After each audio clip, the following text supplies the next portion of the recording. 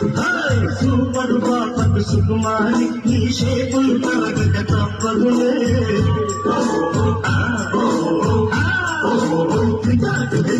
కాదవకాయల కమలాక్షి ఈ చేదుకు పల్లవి అమరుచియే